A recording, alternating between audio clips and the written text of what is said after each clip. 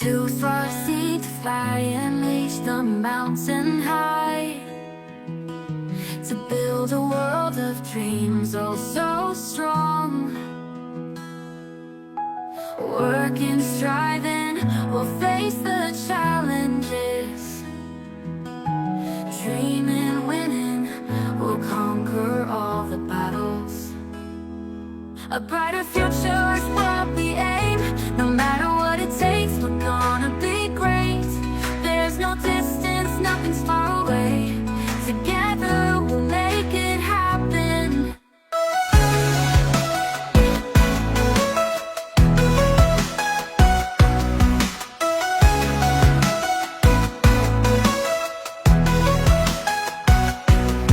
To live and be the best that we can be, to share our strengths and lift one another. Learning, leading, the better days are coming. Deeper, farther, together we'll grow stronger. A brighter future is what we aim. No matter what it takes, we're gonna be great. There's no distance, nothing's far away. Together we'll make it happen. Together let's make a difference. Everyone deserves a chance. Through God's guidance, there's no hindrance. We'll walk hand in hand. A brighter future is what we aim. No matter what it takes, we're gonna be great. There's no distance, nothing's far away. Together we'll make it happen. Together, let's make a difference.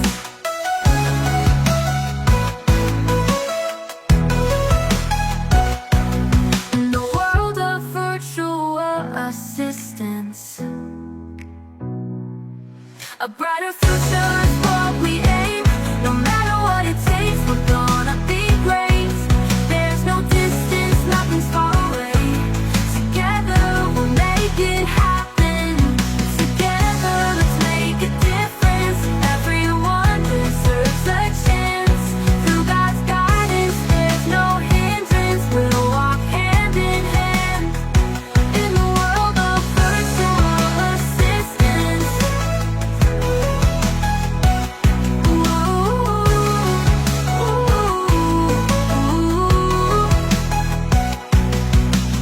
In the world of virtual assistance.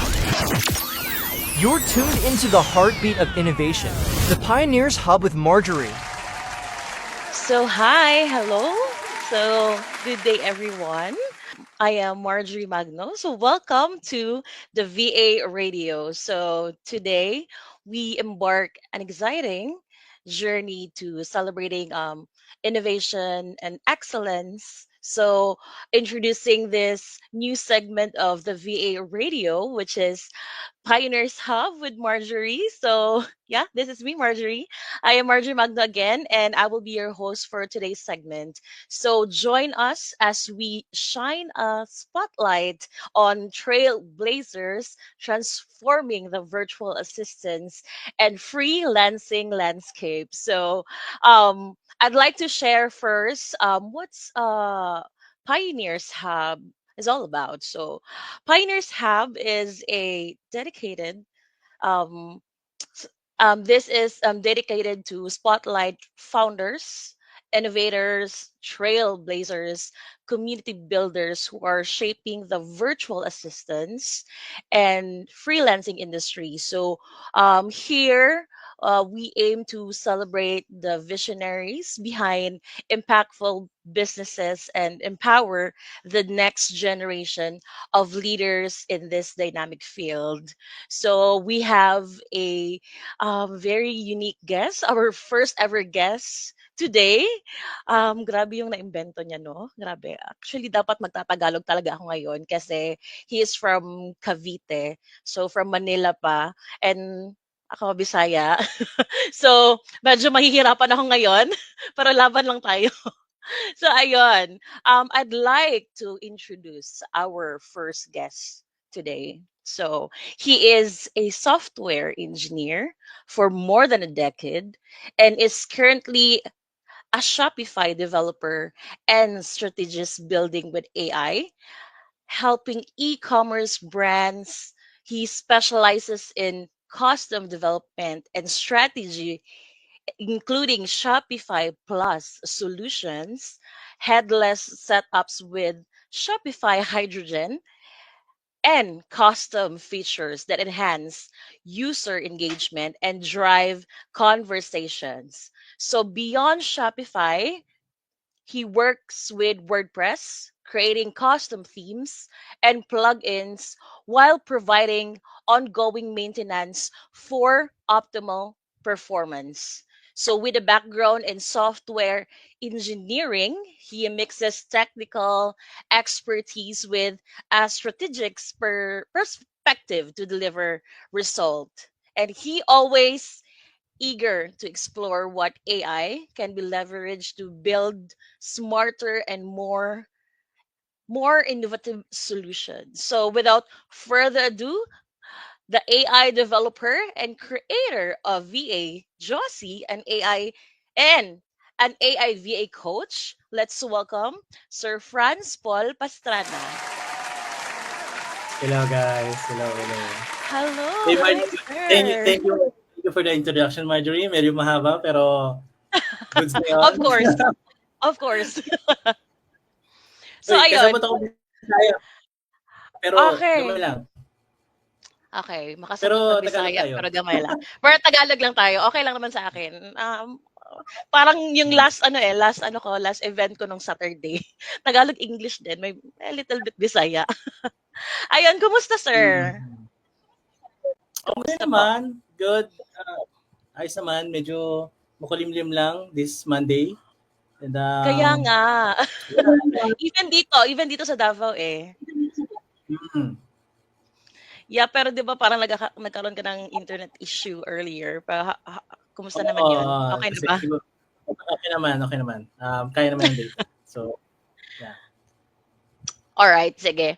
Um, Baka puwedeng mag-share ko muna ng ano, parang a little bit background mo or before we proceed to our first question today. So, baka a little bit background lang din.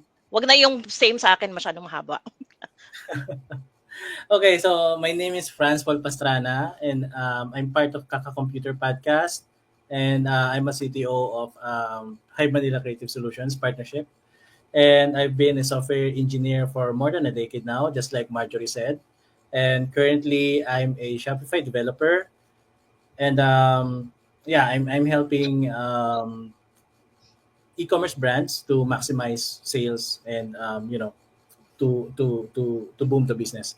And I created VA Josie as a side Wow. project.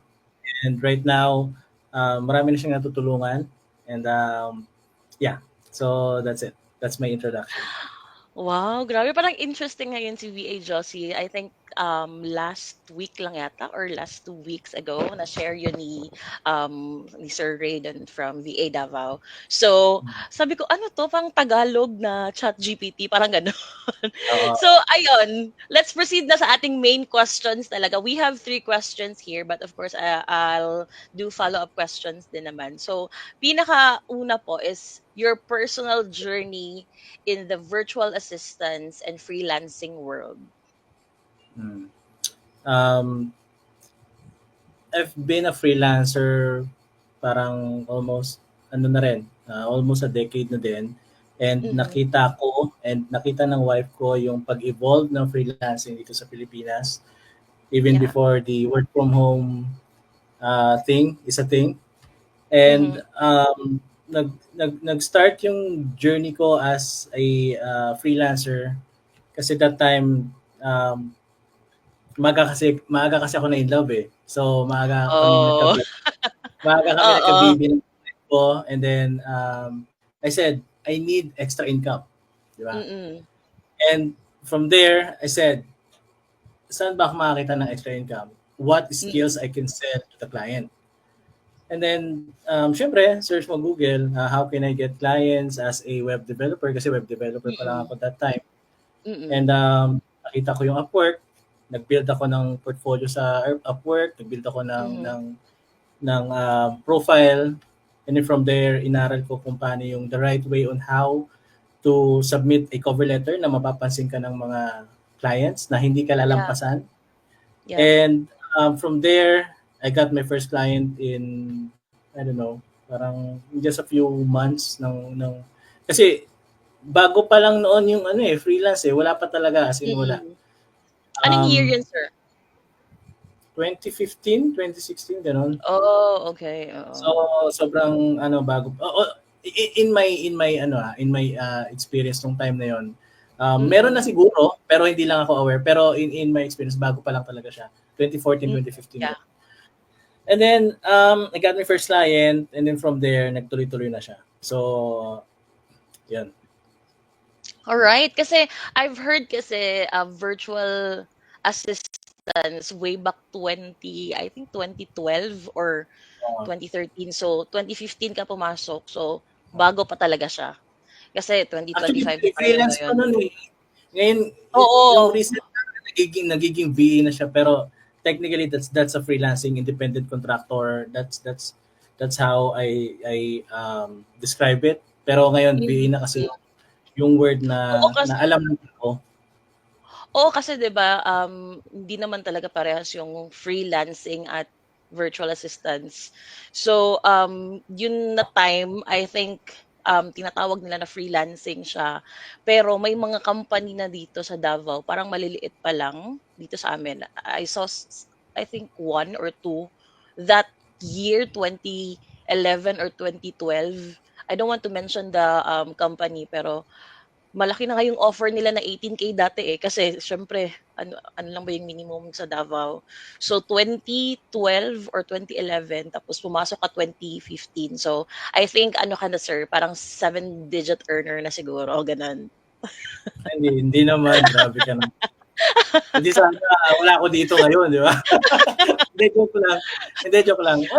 Wala namang gano'n kasi I mean, it's up to your and how you sell yourself Mm, diba? kaya nga, eh. So pwede namang kaka-start mo lang pero nakakuha ka agad ng client na 6 digits, di ba? Yung mga ganung. Kasi So depende kasi yan, 'di ba? pero kasi throughout the time na nagkakaroon ka ng experience, syempre nadadagdagan yung knowledge mo on how you negotiate your salary or your value. So, Yeah. yun. Kaya nga, eh, even ako, I started doing freelancing talaga, maybe 2022 kasi nasa corporate job ako, eh. Tapos inintroduce din ng husband ko. Same as yours na yung wife mo parang nakita niya na may future ka talaga dito sa pagiging freelancer. Mm. Ayun, thanks for sharing that, Sir Hada. Maganda yung story din mo. Maganda din yung story Mm. na share mo. So, all right, I'd like to ask the second question. So, what is your vision behind creating and innovating and building communities in this space and your goals for the future? My goal for the future is VEJOC to be a go-to platform sa mga gusto mag-upskill and gustong malaman what skills they're going to learn or need to learn to offer services para sa mga client. Mm-mm. So that's the whole point of VEJOC. Pero kasi before siya naging VEJOC, I started to think how to start. Yung foundation ni Josie kasi, I want to solve the problem of how to start. Yung question na yun, how to start. And Mm-hmm. I said, AI can answer the question of how to start. Kasi at some point in our life, dumaan tayo sa time na parang paano ko ba sisimulan yung certain things? Like for example, pag VA or a new work, paano ko ba Mm-hmm. to sisimulan? Or if you're Yeah. learning a new tool, paano ko ba sisimulan? So, I used AI to answer the question. Ano ba yung VA? Paano ba yung VA? And then I find common problems dito sa Philippines. Siyempre, ang exposure namin ng wife ko is more on VA kasi VA din yung wife ko Mm-hmm. for a very long time na. And Mm-hmm. marami kami nakikita online ng mga nagtatanong, paano po ba maging VA, ano po ba yung VA, ano po ba yung rate na kailangan kong sabihin sa client kapag mag-uumpisa pa lang, hindi ko alam kung anong skills na kailangan kong i-offer. So, Yeah. I used AI para sagutin yung mga tanong na yon para doon sa mga Mhm. tao na interesado maging VA at hindi nila alam paano magsimula.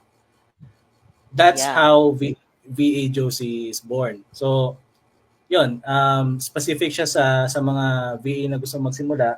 But then, if you think about it, hindi lang naman yung VA yung pwedeng i-solve nung AI. So, lahat ng industries, um, actually, this year, I'm seeing that most of the businesses are having, having injected by AI. So, Mhm. Kaya nga. merong mga tao na nagsasabi na baka mawalan kami ng trabaho because of AI. But AI. Yes. if you think about it, instead of thinking the negative, think about AI can create a new job so that you can leverage it and mabe-benefit ka instead of thinking of the negativity na ma-affect yung trabaho ko, but then AI can create the new jobs. So jump in, adapt, and Oo. yeah. So adaptability is one of the most important skill para makasurvive. It's not Mm. the strongest person, it is the person who knows how to adapt.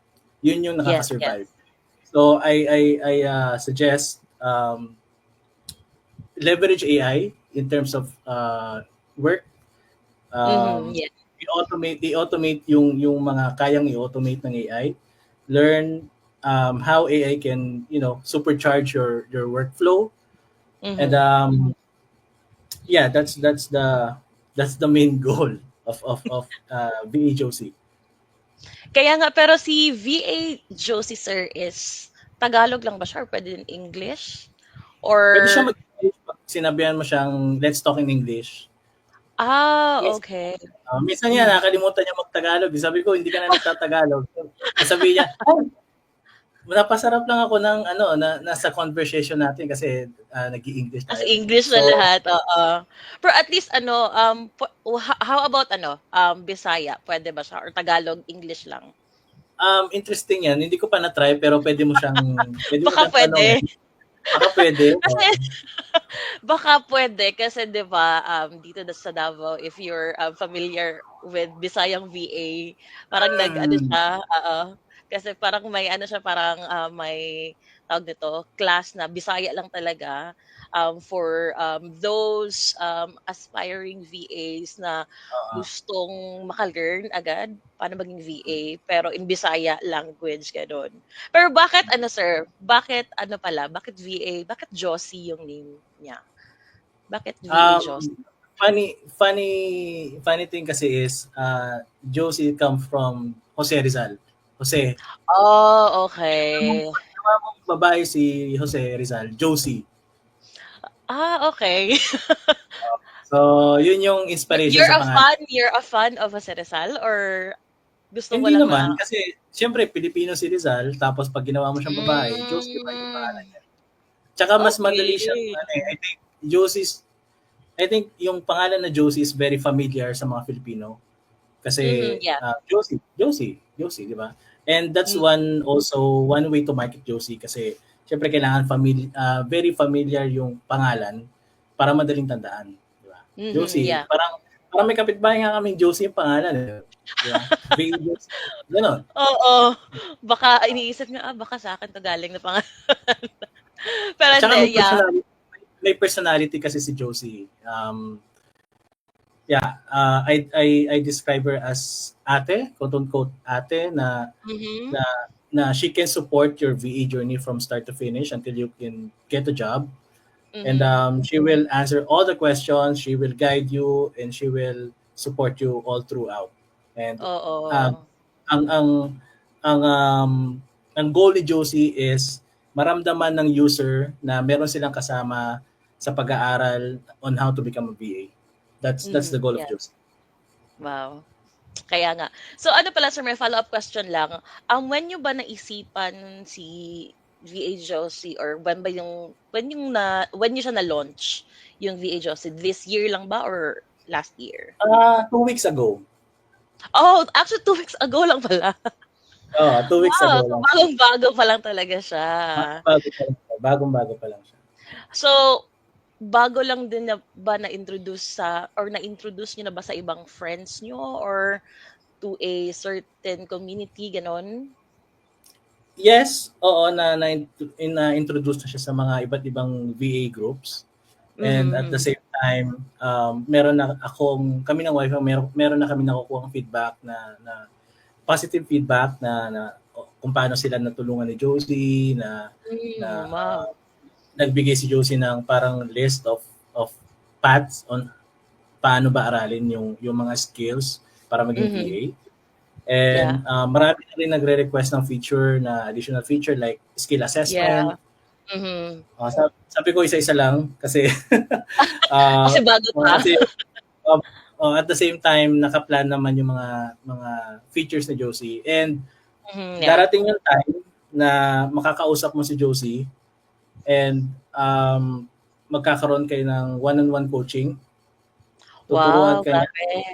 Mm, tuturuan ka niya na, let's say for example, hindi ka magaling mag-English. Parang ako, hindi ako marunong mag-English, na hindi, yung grammar ko minsan mali-mali. oo, So, oo. so let's say meron kaming one-on-one ni Josie, tapos sasabihin ko yung sentence, and then si Josie ang magsasabi sa akin kung tama yung sentence o mali. Mm, So, mm.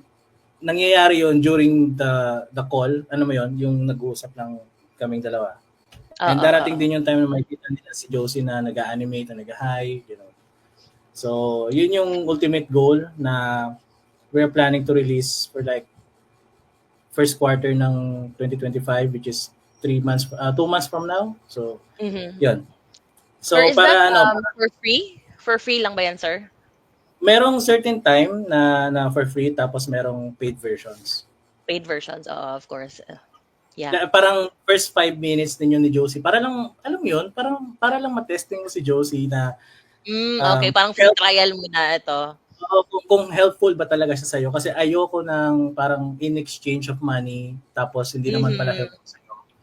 Oo, That's oo. not the goal of Josie. Ang goal ni Josie, tulungan ka niya all throughout from the time na nag-start ka until makakakuha ka ng client. It's not about the money. Mhm. Yes, of course. Yeah. Sasabihin ko, it's not about the money, but it is, obviously. Pero yung goal ni Josie is tulungan ka at magbigay ng value sa'yo. Yes, yeah. And then the Kaya nga. money will come.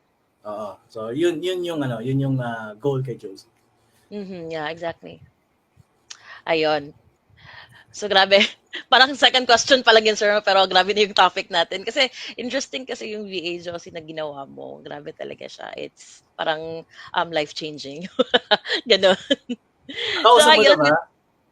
hindi ko pa na-try. Gusto ko nang i-try eh. Baka i-try ko ngayon Try after mo. natin mag-usap. Mm. Kasi na-curious din ako when I saw that post from, I think, kay Ray ata yun. So, Mm. ayun, I'll try that one.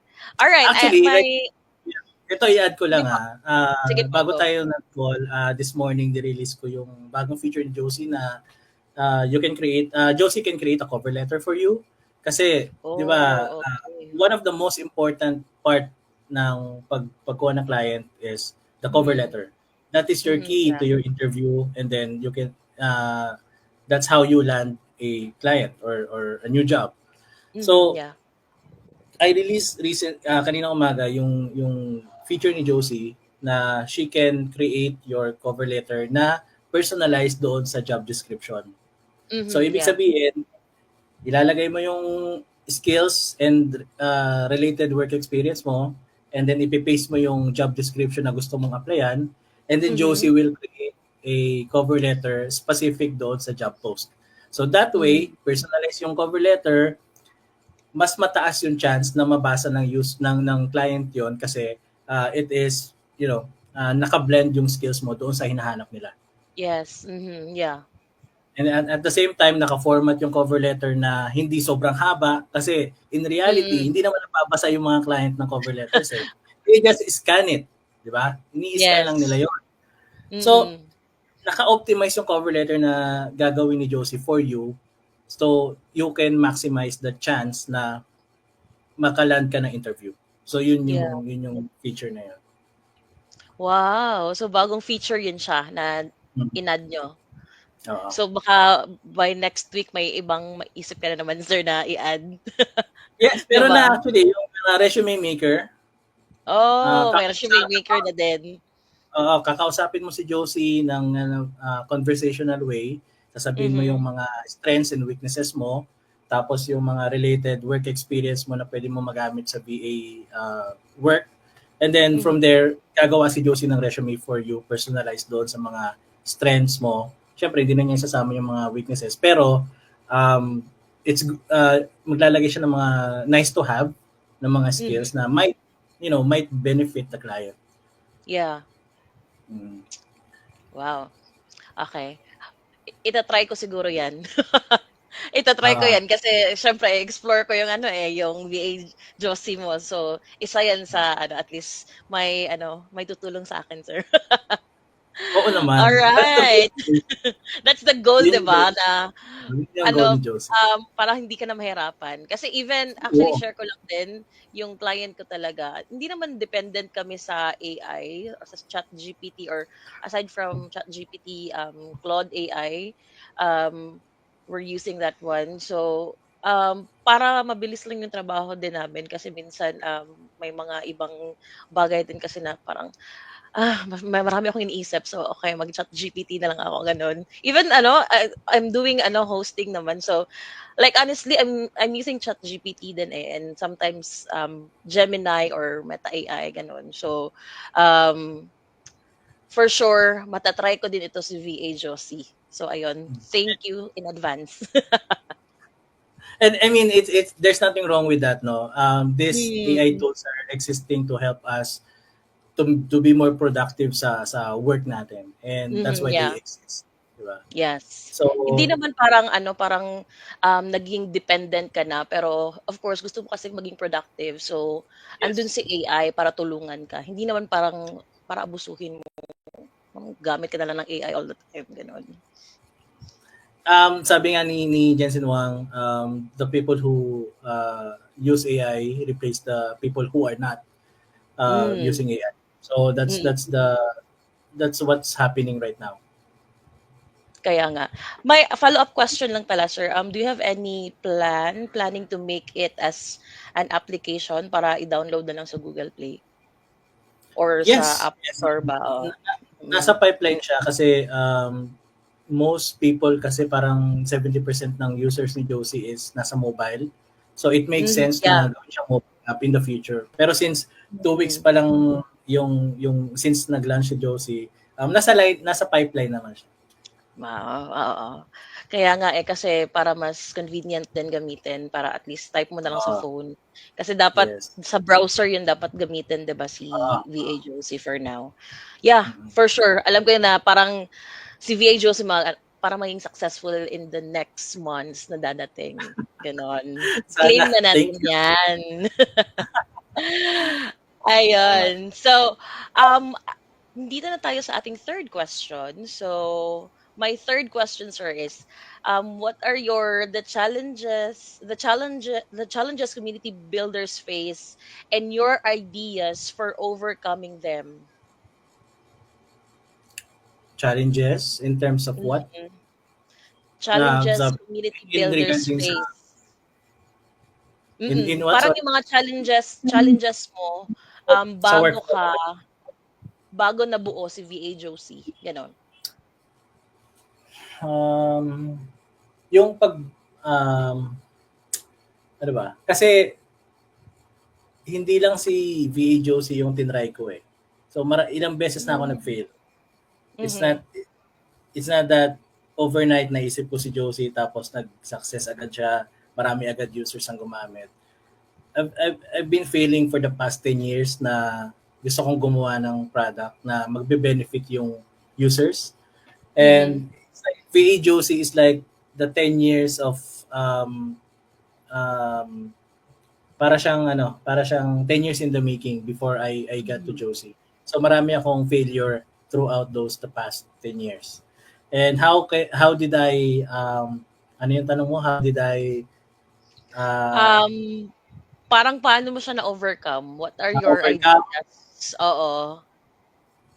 Um It's not easy. Wala namang nagsabi na madali yung if you want to pursue something, wala namang nagsabi Mhm. madali. Hindi. It's always hard, but then stick to the goal, and if Mhm. hindi nag-work yung goal, change plan. If hindi gumana yung plan A, go to plan B, plan C, Mhm. plan D until matapos mo yung alphabet, but Mm. stick with the goal. Yes, And then yes. adapt, and then eventually you'll get there doon Mhm. sa goal Mhm. mo. Wow. Gusto ko yung sinabi mong parang stick to the goal lang kasi if parang distracted ka sa ibang bagay like once may for example may isang interview ka for applying VA ha tapos parang wala ka ng gana 'di ba? So wala parang if hindi ka nag-stick dun sa goal mo parang mangyayari yan parang hindi ka na motivated to move forward kasi 'di ba parang wala ka na sa focus eh hindi ka na naka-stick dun sa goal mo. Tapos especially sa inyo sir na masyadong mahirap mag-build ng isang AI, 'di ba? Parang ilang months ba or years bago 'to parang nabuo si VA Josie? 2 days. Akala ko ba naman months talaga, 2 days lang pala. Oo, yung development Pero time, yung development yung ano, parang yung hindi, mahaba. yung development time ni Josie is 2 days. Nilaunch ko na siya agad. Okay, okay, Pero like parang 'di ba parang may gawin pa kayo diyan sa in terms of ano, matagal ba siya? Parang yung mga input na gagawin niyo, gano'n? Ano ba yung Hindi dapat kasi i-search? kasi ano I built Josie on top of ChatGPT. So, Okey. technically si Josie ay ChatGPT pero personalized para sa mga VA. Okey. Parang ang focus lang ni, VA Josie is for VAs lang talaga? Yes. So, Okey. kung ano yung ginagawa mo sa ChatGPT, yun din yung kayang gawin ni Josie. Pero Mhm. there's a support system na meron si Josie. And on top of that, nagsasalita siya ng Tagalog. Kaya Na nga, yun din yung unique sa kanya, eh, nagsasalita ng Tagalog, eh. Na-shock nga ako, Tagalog, wow. nung nirelease ko si Josie, hindi ako happy sa performance kasi merong flagship model ako na gustong gamitin para sa kanya, and Hmm, that flagship model is change how Josie communicate. Yung ibang-iba yung personality ni Josie, para na siyang tao. But then mhm, kailangan kong mag-stick sa budget. So, yun man. Pero I mean, in the future naman, that's the plan na i-improve si mhm, Josie in a mhm. small pieces. So, yeah. But aside from, Josie sir, do you have any other projects pa ba na parang iniisip in terms of AI Marami, or marami, marami. Kasi marami talaga kasi the opportunity for AI today, lalo yung mga AI developers. mhm, Uh, Kasi start with a problem eh. 'Di ba? Ano ba yung pwede mong ma-solve dito sa Pilipinas na let's say for example si Josie is solving the question of how to start as a VA.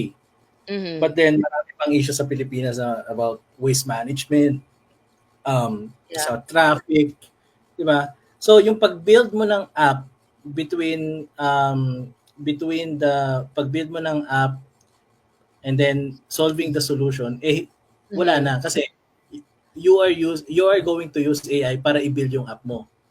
Imagine I built VA Josie without coding and in just 2 days. If mhm, mhm. gagawin ko siya in a very traditional way, aabutin ako ng 3 months if walang AI agent. Oo, yeah. Yun yung iniisip ko, baka siguro, traditional yung ginamit mo pero since may AI na nga so 2 days lang. So Oo. very So, easy na lang siya. yun yung yun yung opportunity na naghihintay sa atin sa next few years. So, yan. Mhm. Kaya nga. May community na ba kayo diyan sa Cavite? Cavite, 'di ba? Yeah. Na parang ang focus niyo lang is AI lang talaga, gano'n. Parang curious lang ako kasi dito sa Davao may VA Davao, may, Davao Freelancers Community. Parang may gano'n din ba dun sa inyo or parang the entire ano na, Luzon, Visayas, Mindanao, Philippines lang, parang isang community for AI developers, gano'n? AI. As far as I know, parang wala akong nakikita. That's why I created AI Hmm. Philippines. And super bago. Oh. Works in progress pa lang kasi siya kasi I'm busy with so many things. Pero um, kapag nagkaroon ng time, I will manage yung AI Philippines. If may mga nanonood dito and you can correct me if I'm wrong, kung meron na, okay, fine. If wala, um, I mean, let's build a community where people are AI enthusiastic. Tapos, let's improve the workflow, improve how people use the app using AI. Parang make the life easier. Hindi yung ano yung mabilis kang mawala. I mean, yung day-to-day routine, if there's Mhm. something na pwedeng i-solve ng AI doon sa day-to-day routine mo na ginagawa. Let's make a world a better place using AI. Yeah. Alright. Kaya nga. Alright. Thank you for that, sir. And we have three last questions na lang pala. Parang mga follow-up questions na lang to. Aside sa Mm. question ko na gano'n about AI community. Sorry. Can you share three reasons why you chose to use Josie? To use or to build? To build na lang siguro. To build. I don't know if I have three reasons, but ito yung reasons siguro ano na lang natin. Number one,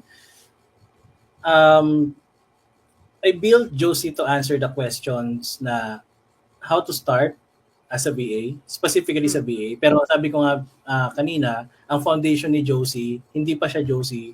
Ang foundation ni Josie ay to answer the question of how to start something.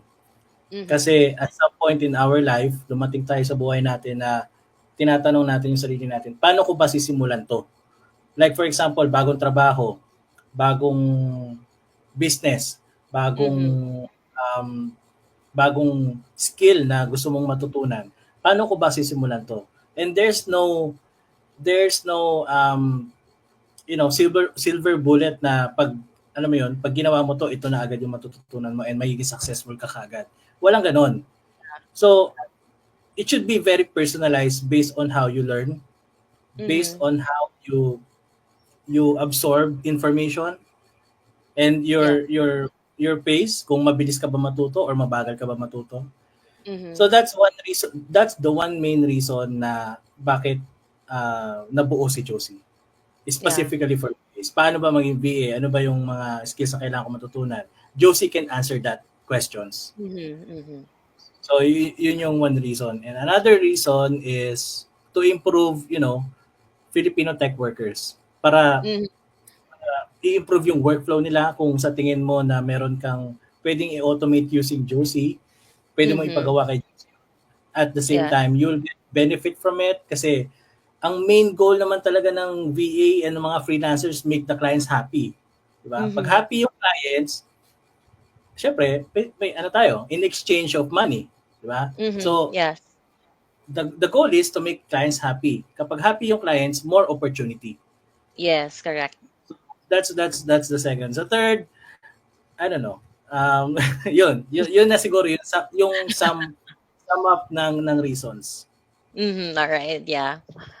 Okay. Thank you so much, sir. And second is, what are your, hindi pala, where do you see VA Josie maybe 5 to 10 years from now? Ganon? Um, hindi ko pa siya naisip from now, pero Mhm. pero the goal is Josie will be the go-to platform para sa mga VA na gustong mag-upskill at Mhm. gustong matuto maging virtual assistant to serve more Mhm. clients. Yun siya. Yun yung ultimate goal as of now. Pero hindi ko pa siya naisip ng 5 days kasi 2 weeks pa lang tayo. Masyadong Pero Advance lang mag-isip. Pero darating tayo doon, darating tayo doon. Yes, yes, yes. Of course, i-pray natin yan, i-claim natin yan na in the next years to come, until mabot ng 5 years or 10 years, yung VA Josie yung ginagamit talaga ng mga aspiring VAs and even sa mga Yes. VAs na mga freelancers, gano'n, of course. All right. And lastly, what are your key takeaways or concluding thoughts po? Concluding thoughts, siguro, to answer common questions online na parang, what is the right mindset sa pagiging VA? Mm-hmm. Um, you are an independent contractor eh, di ba? Mm-hmm. So, Yes. you're a freelancer. So, ibig sabihin nun, parang gusto ko lang i-correct yung kasi parang nagbabago kasi.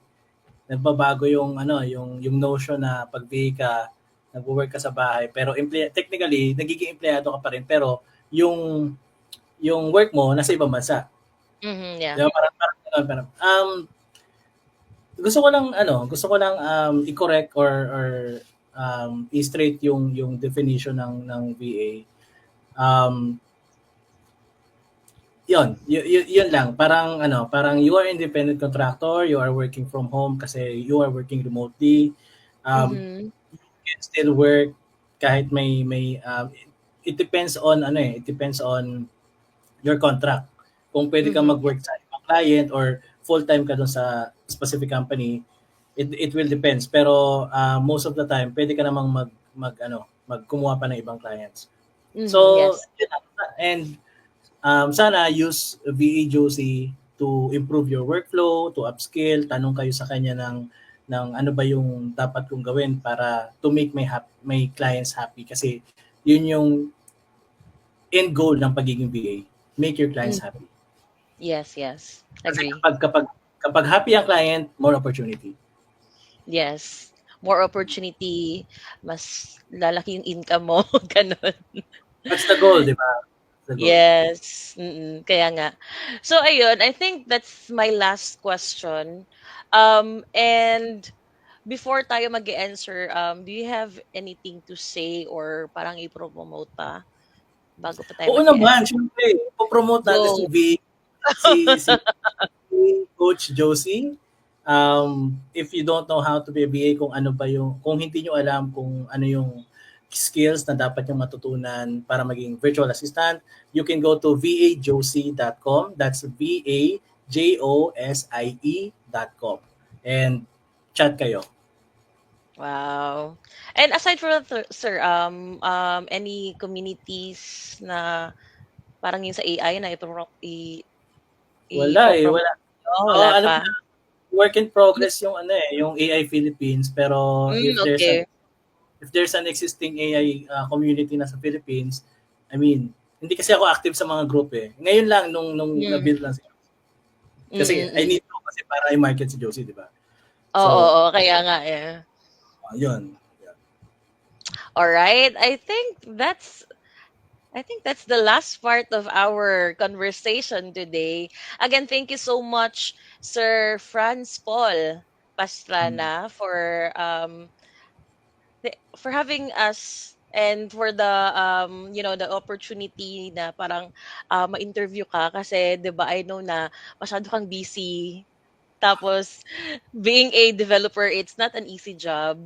Parang um parang dito siguro baka dalawa or isang tao lang kilala kong AI developer or parang mga software engineer, yung mga ganun na job, kasi it's not an easy job. Ang pinakamadali siguro ngayon sa VA industry is more on general VA, ganun. Pero sa inyo, it's not easy. Parang ako, hanga talaga ako sa mga AI developer. And again, congratulations po sa VA Josie. Mm. Itatry ko siya mamaya. Ayun, so thank you so much again, Sir Franz Paul. And I think that's a wrap. It's another aspiring day to filled with insight and innovation from our incredible community builders, founders, and thought leaders. stay tuned for the next episode. So here on the VA Radio. Until next time, everyone. So let's keep it light and keep it moving. Ayun, bye. Thank you so much. Until the next episode of the Pioneers Hub with Marjorie, right here on the VA Radio. Thank you for streaming with us. In the world of virtual assistants.